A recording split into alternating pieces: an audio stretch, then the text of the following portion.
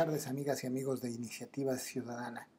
Esta semana, en Fronteras y Migraciones, hablaremos sobre las políticas de promoción migratoria, es decir, políticas que buscan generar migraciones.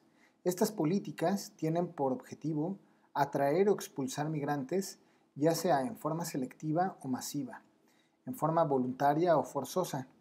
En los casos de promoción masiva, se desarrollan directamente a través de acciones de fomento de la emigración o de la inmigración. En cambio, la promoción selectiva en la selección selectiva predomina la aplicación de programas específicos. Por ejemplo, hablamos de promoción de la inmigración masiva, donde lo que se busca es fomentar la llegada de migrantes. Por ejemplo, estamos hablando de programas enfocados a la colonización territorial. También hablamos de promoción migratoria, de inmigración selectiva, es decir, que fomenta la migración, pero con el objeto de captar recursos humanos calificados. En este tipo de políticas lo que encontramos son acciones enfocadas a promover la inmigración en los países de origen, que incluyen, por ejemplo, la asistencia económica o tarifas reducidas para los migrantes. En este sentido, lo que se busca es hacer atractivo el mecanismo de migración de grupos poblacionales. Históricamente, encontramos varias maneras en las que se han desarrollado estas políticas que fomentan la inmigración. Por ejemplo, la ocupación de territorios o ya sea con una intencionalidad, por ejemplo, de defensa territorial o de apropiación de territorios extranjeros, ¿no? Un típico caso de ello pues son todos los procesos colonizadores.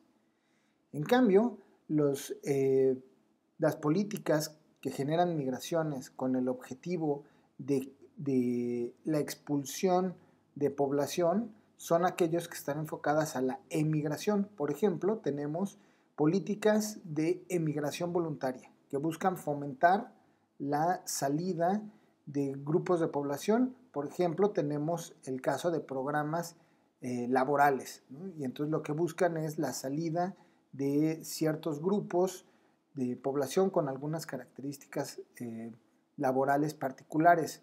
Aquí lo que se busca o lo que generan son acciones que atraigan a potenciales migrantes a partir de la contratación en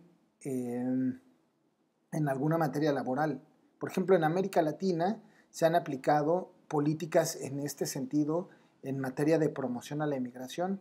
En algún momento histórico, Argentina estableció una categoría especial para los inversionistas extranjeros, ¿no? De tal manera que brindaba una serie de elementos beneficiosos para quienes llegaban a invertir con capital a Argentina.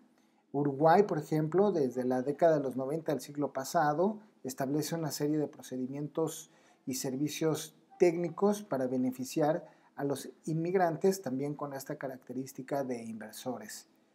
En cambio, tenemos políticas que promueven la emigración, pero con un componente de emigración forzada. Y lo que buscan es la expulsión de población a través, por ejemplo, de programas de deportación, donde lo que se hace es identificar a los grupos de población que se busca expulsar, trasladarlos e incluso la detención, ¿no? Aquí tenemos también en la experiencia migratoria latinoamericana múltiples ejemplos de estos programas o de estas acciones de expulsión de población. Por ejemplo, en el siglo XX, en el conflicto territorial entre Honduras y El Salvador, ambos países establecieron mecanismos de expulsión poblacional en los límites territoriales. O recientemente, el caso del conflicto entre Venezuela y Colombia, donde el gobierno venezolano estableció también como política la deportación de población colombiana asentada en los límites fronterizos con Venezuela. De tal manera que, como vemos, existen también dentro de las políticas migratorias este conjunto de políticas enfocadas a generar migraciones. Y bueno, con esto nos despedimos por esta semana. Hasta luego.